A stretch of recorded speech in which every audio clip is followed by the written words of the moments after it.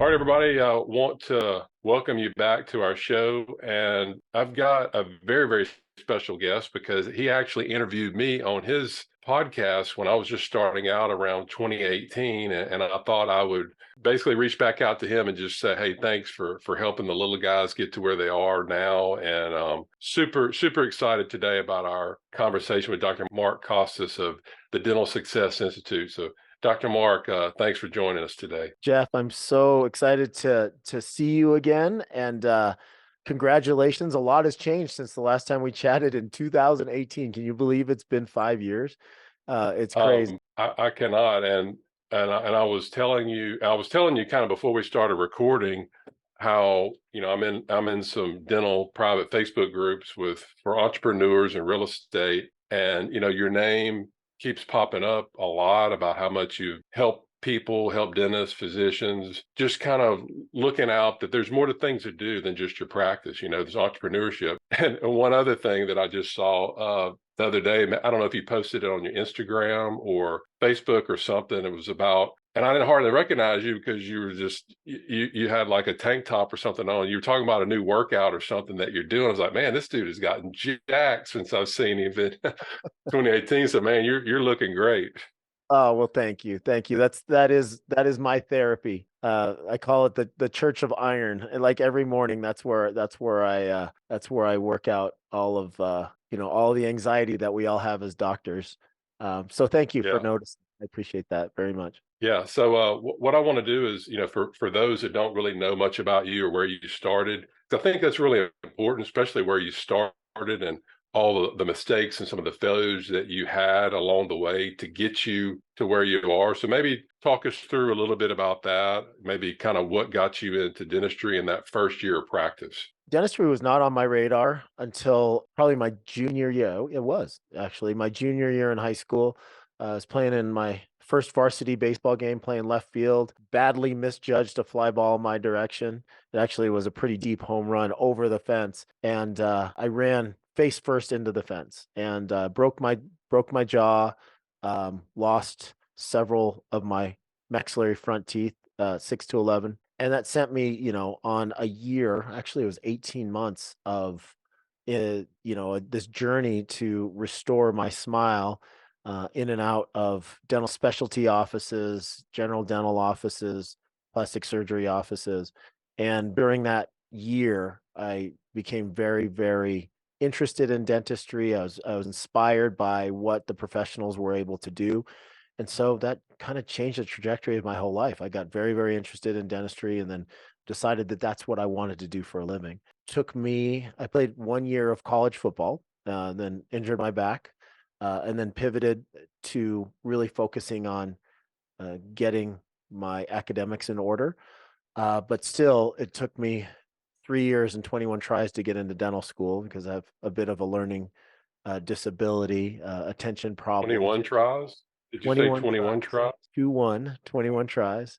So 3 years and 21 tries. During that time, though, it was probably one of the best things that could have ever happened for me because, first of all, I've never taken my degree for granted, which a lot of dentists, I think, that get in very, very quickly and easily and just kind of rely on their ability to take tests well.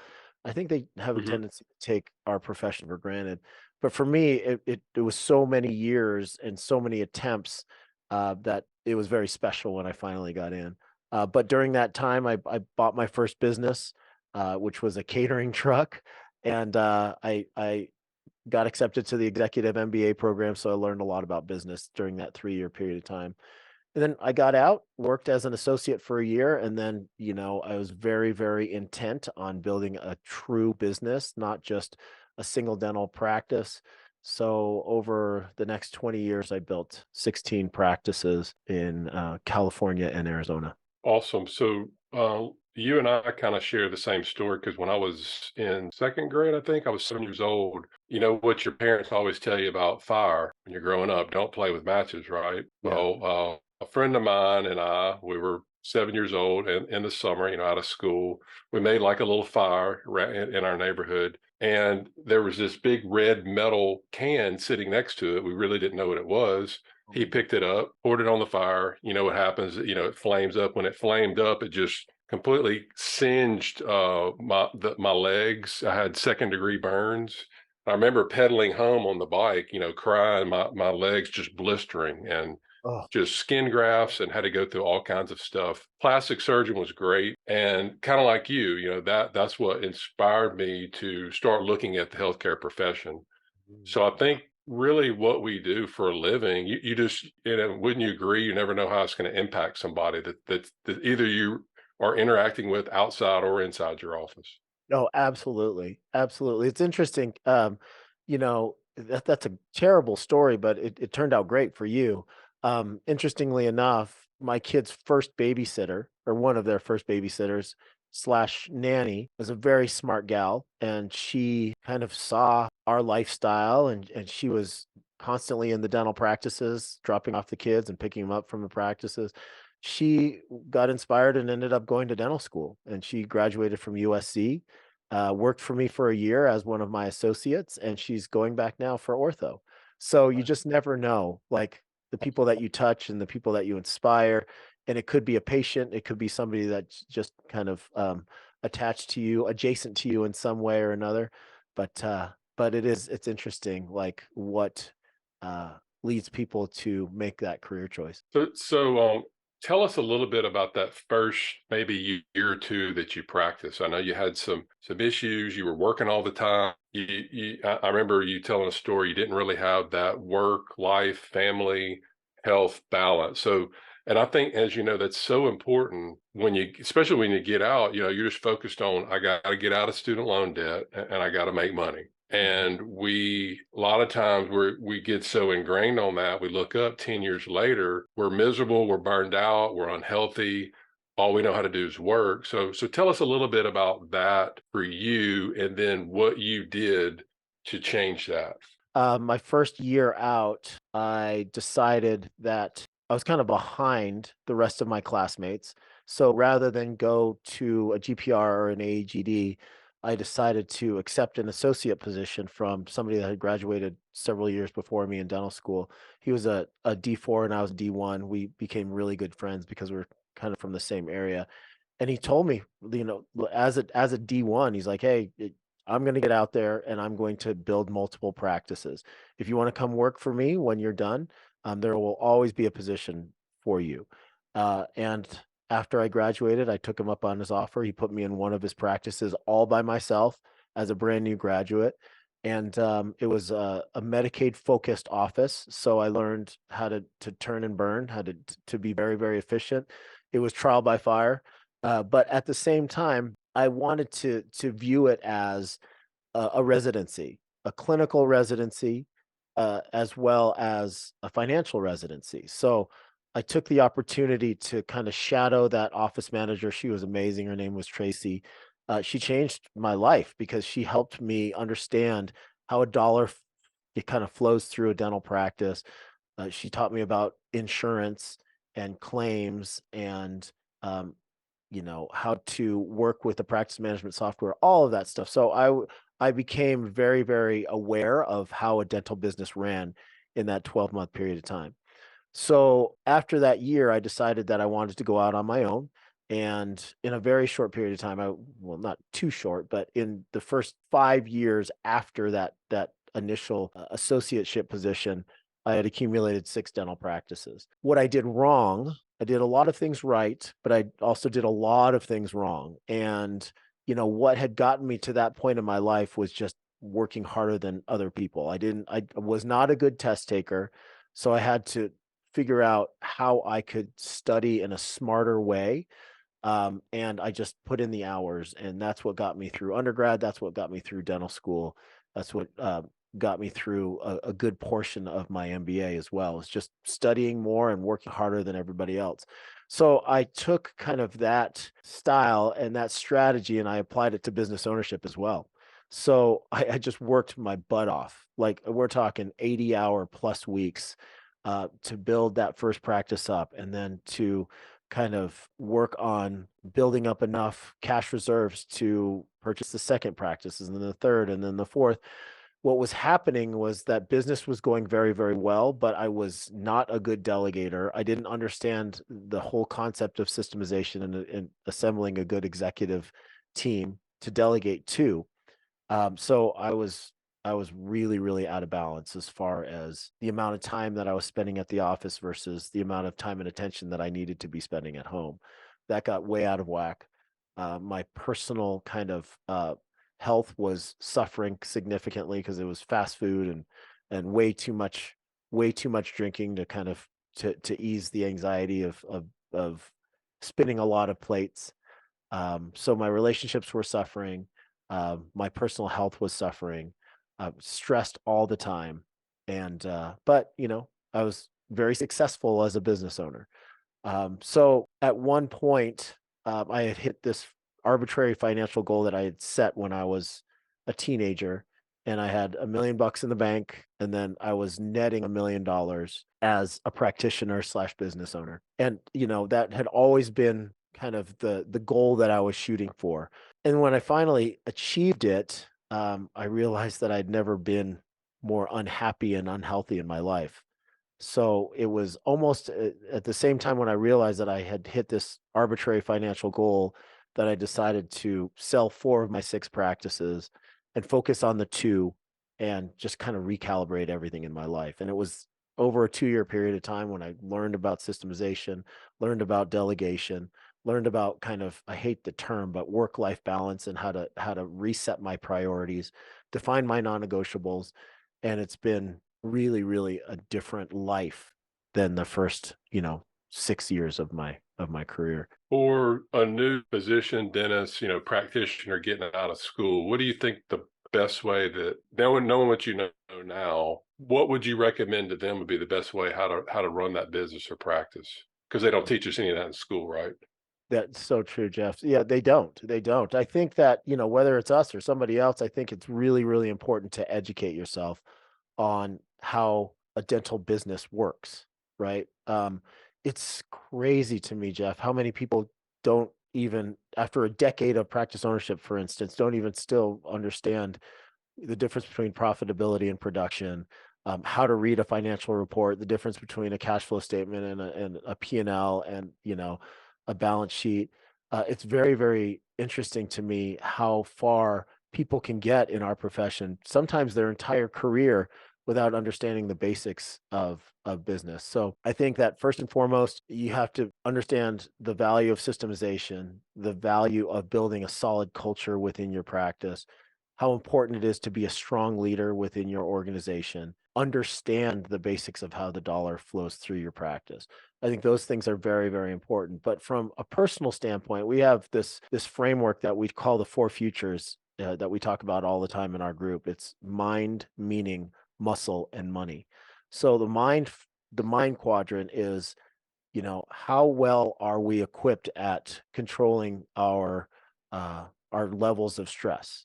How equipped are we at making sure that we can control our levels of anxiety and our personal self-talk, the words that are going through our head every day? That's very, very important. And you and I were speaking off camera a little earlier about how unfortunate it is that, you know, mental health crises are so prevalent in our profession. So the mindfulness quadrant, you have to make sure that you're constantly working on that. The meaning quadrant, personal relationships, the reason that you're here, there has to be a bigger purpose other than just trying to get another zero or comma in your bank account. So you need to be constantly working and prioritizing your personal relationships. The muscle quadrant for me is very important. You alluded to that earlier. That's something that, you know, longevity for me is very, very important. I got a late start. I have teenage kids, one that just started in college. I want to be able to play with my great grandkids. You know, that to me is very, very important. So longevity and personal fitness, the fuel that I put into my body, the quality of sleep that I get, those things are very important to a high quality of life. I don't think there's anything more important than that. And then, of course, the money quadrant is, you know, what everybody defines and hangs their hat on as success, right? I hit X number of dollars in my bank account, X number of dollars in my personal net income, and I will be quote unquote successful. But using myself as an example, if I was to use that framework and rate myself at that 6 year mark of my dental career, I was probably a 0 out of 10 in the mindfulness quadrant, 0 out of 10 in the meaning quadrant, 0 out of 10 in the muscle quadrant, but I was a 10 out of 10 in that financial money quadrant. That to me does not equal success. So having some framework and way to kind of constantly monitor where we are, not just in our bank accounts and not just in the profitability of our businesses, but also in those other areas, I think that's the most important thing to keep in mind as you're building, this empire that you're intending to build. Well, I took some notes, the mind, meaning, muscle, and money. Speaking of money and doctors, well, literally any profession, as you know, today as a culture, we're always taught, we're focused on how much money we make. In dentistry, if you're a physician, how much are you producing? How much are you collecting? Hey, I collected $1 million last year. I collected 2 million. I make 500,000 a year, whatever. And it's almost like once you understand and learn the way that taxes work, you're killing yourself for maybe you make another 100 or $200,000 more production, but the small amount you're actually putting in your pocket because of taxes and that other thing. Would you say a person should focus? Should they be focused on that, or should they be focused on how they make money? They're trading time for money. They have to be there treating a patient. So, what would you say to the young people getting out about and focusing on how much they make or how they're making money? What would you suggest? Yeah, I mean, I love the things that you talk about on your platform because that's so important and it's such a timely and interesting question. I think a very, very good question for people that are earlier in their career. Because you have active income. It if you're an associate dentist, you know that you're probably in a very high tax bracket and a good percentage of the money that you're making is going back to Uncle Sam. Even as a business owner, we have a much greater ability to offset some of the tax liability with business expenses. But any way you slice it, you're still trading dollars for hours. If you could figure out a way that you could offset some of that tax liability, that is huge. That is 30 to 37% of of all money that we generate is potentially going back to the government. If you could figure out a way to offset that in a legal way, that it could be some of the best education that you ever get. So offsetting taxes, I think, is huge. Managing to create a situation where you are not trading dollars for hours for your primary means of personal income, I think is very, very important as well. I understood that early in my career, which is why I went about building several different companies and creating several different dental practices, buying or starting several different dental practices because I didn't want to be that hamster on the wheel, creating this lifestyle where if something happened to me, and it happened to me twice, I had two back surgeries. I wanted to create a lifestyle and a source of income that didn't depend solely on my hours and my own two hands.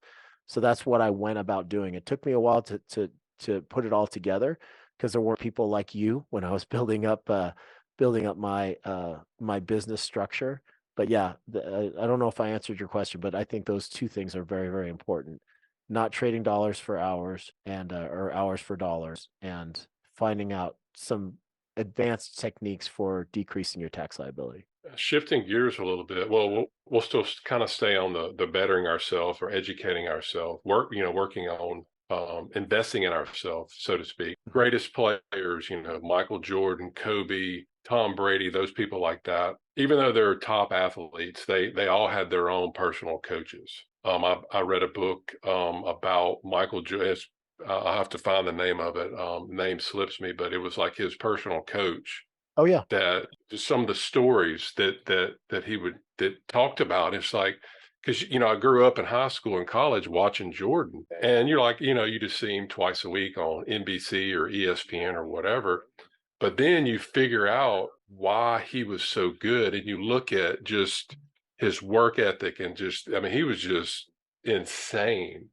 Mhm. So we all know these people, even though they're great, they hire coaches. And I know that you've had some business coaches and marketing coaches throughout the years. Could you tell us a little bit about, number one, why it's important for us to have some sort of coaching, and number two, how it could benefit us? Yeah, I mean, as far back as I can remember, I've relied on coaches and mentors. Early on in my dental career, I couldn't find somebody that matched my personality within the dental realm.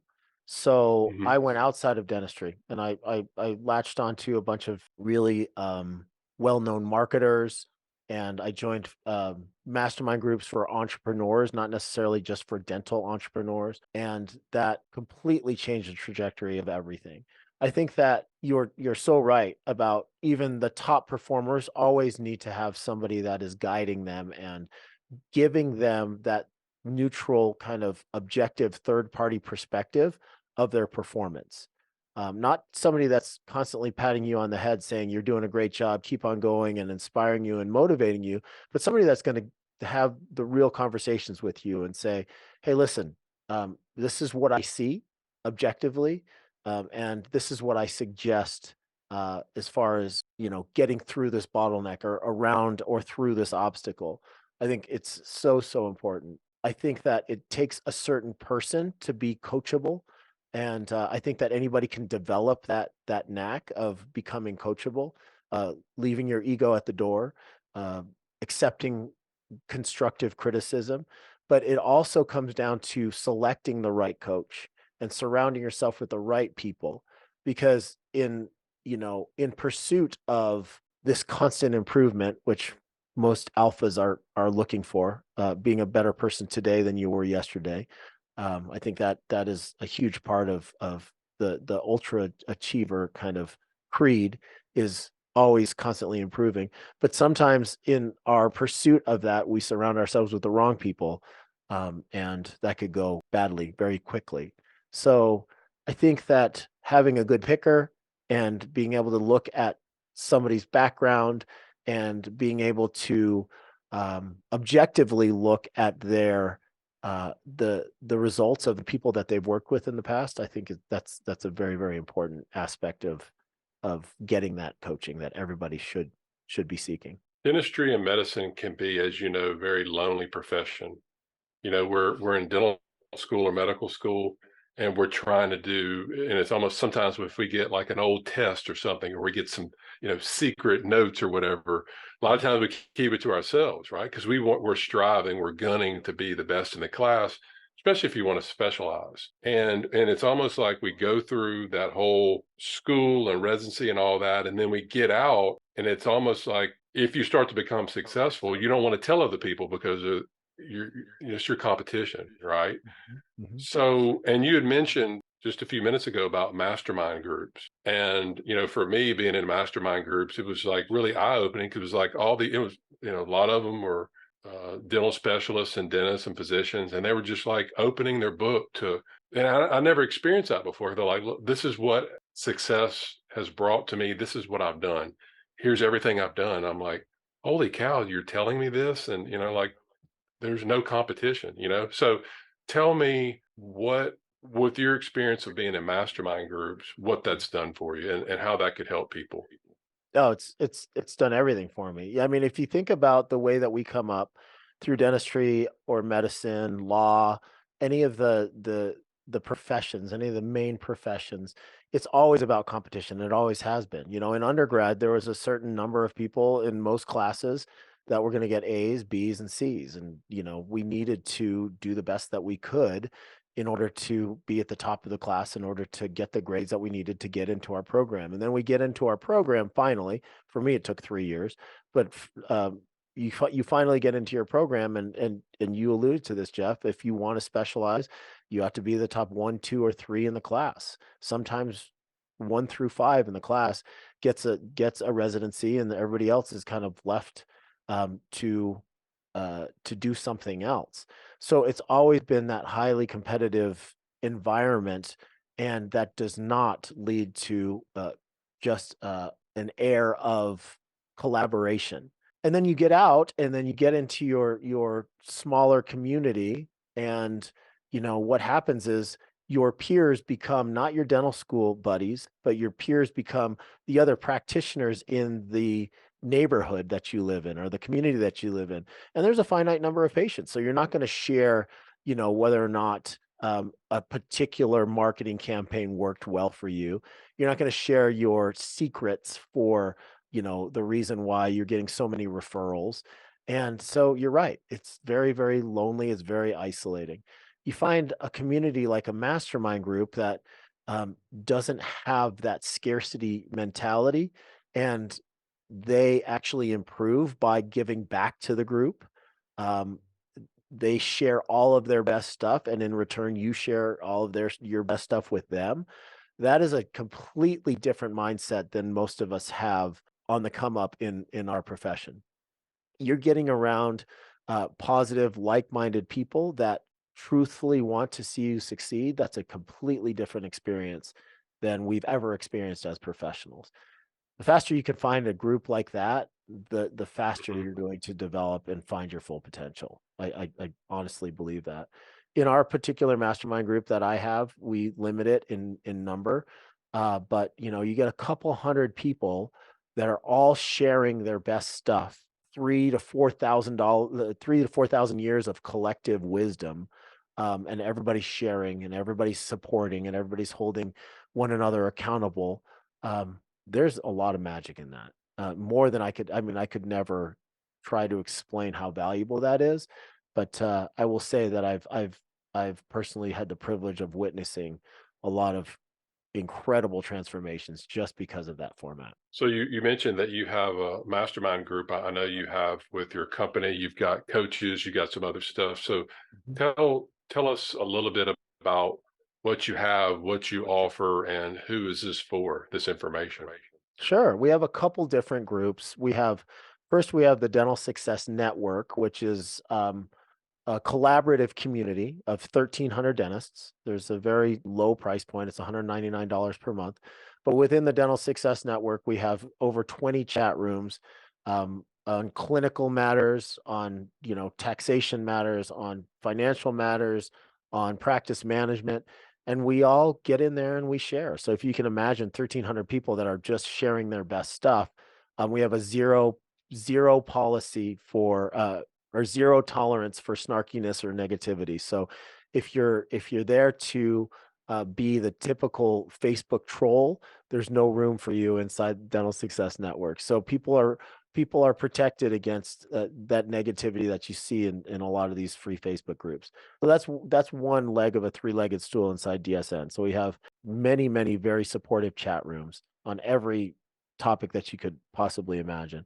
We have over, what are we at? 400 hours of continuing education via video inside the network as well. And we also have the largest buying group inside dentistry. So if you look at the 1,300 dental practice owners and associates, um, the collective revenue for the practice owners inside DSN is about $1.5 billion.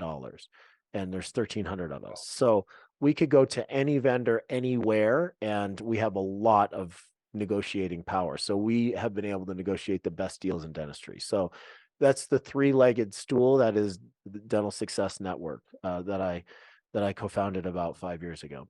Now, DSI is my coaching and consulting company that is one-on-one coaching and a mastermind group as well. So we have 16 what we call black belt coaches, all people that have gone through our curriculum, and they coach the other community members. We also create financial reports for them every single month. We have a whole practice analytics team that coaches on analytics and helps to strategize how to decrease um, overhead and increase revenue. We also have several live events per year that the masterminders get to actually work together and see one another in person. And you kind of alluded to this, our big event, which typically is in Scottsdale, Arizona. This year, it's our 10th anniversary, so we decided to move it to the middle of the country, San Antonio, Texas. And that is usually between 700 and 800 people. And that we open that to not just our mastermind group, but also to the general public that are interested in learning more about the things that we teach: systemization, leadership, culture, profitability. Awesome. Yeah. And the your DSN network, it's kind of similar. I started a passive investor group, and now it gotten to about almost 2,000 members. And it's kind of like what you're doing. You're going to these vendors and stuff, and you're going, "Hey, I've got all these members. What's the best deals you could get for us?" So now I'm able to take our, leverage our group size and go into these real estate syndicator groups and going, "Hey, I've got all these passive investors. What can you do for us? What better returns can you give for us versus other groups?" So I think that's really cool that you're doing that, and with the coaching. And I was going to ask you what the goal of the coaching is, but you alluded to it with increased profitability and decreased stress and that sort of thing too. Is that correct? Yeah, for sure, for sure. I mean, we have an approach that I haven't seen anywhere else in dentistry where we take a very, very numbers based approach. So every single month we pull information, raw data from your CPA or your bookkeeper and your practice management software, and we create real reports. So it's not just about leadership and culture and systemization. It actually is looking at the actual reality of your financial situation in your dental practice, and we look at every line item in the categorization. So we're actually in real time looking at your practice's performance from a financial perspective. And then we have lots of different kind of assessments as far as what's your systemization score look like this month? This month? What's your leadership score look like this month? What's your cultural assessment look like this month? So we have a very, very well-rounded approach. It's not just the money stuff, which a lot of people don't ever get training on that. And it's not just the Yeah. leadership and marketing stuff either, which I, with all due respect, a lot of consultants out there are only talking about increasing your revenue through, increasing the number of new patients that you get, or working on marketing campaigns, or working on the soft skills like communication and leadership. That's all good, but you have to marry that with some real life financial reporting and financial analysis and financial coaching. And there's a lot of people that do one or two of these things really well. I think we're the only organization that does all of it at the same time in concert. Now, do you have anybody like if you've got coaching members or people in your other group that kind of feel that dentistry is they want to do more than just dentistry? Do you have something that could help them if they want to look at maybe being some sort of entrepreneur or pursue other things? You provide services for that? Yeah, I mean, there's lots of different groups out there. There's alternative investment groups, there's real estate groups out there, not affiliated with us. We are constantly looking for groups like yours so that people that actually increase their net worth, which is one of the goals of our coaching, obviously, and to increase our personal net take home income and to create windfall situations. Um, we have lots of different partners, unaffiliated groups that we work with for sure. Okay. Yeah, because what I'm kind of seeing now is I don't know if you're experiencing this, but with DSOs, they're just as you know, there's just a lot of them that are gobbling up a lot of the general dentistry and the specialist practices. Mhm. And one of the interesting problems that I've started to see is people contact me and they have one of two questions about them. Say, well, Jeff, I'm thinking about selling out to a DSO. I've got to practice for another, 3 to 5 years with them. I'm going to get this big lump sum of money from Mhm. them. I don't want to invest it back in the market. What do I do? And then the other question is people that have already sold out to the DSOs and they've got seven-figure checks sitting in a checking account right now, doing nothing. Yep. What do they do with it? So I think it's important that people speak with their advisors, speak with their tax advisors, look at different things before, you just blindly just stick it in a 401k. And again, depending on your age, you may or may not be able to use it. Mhm.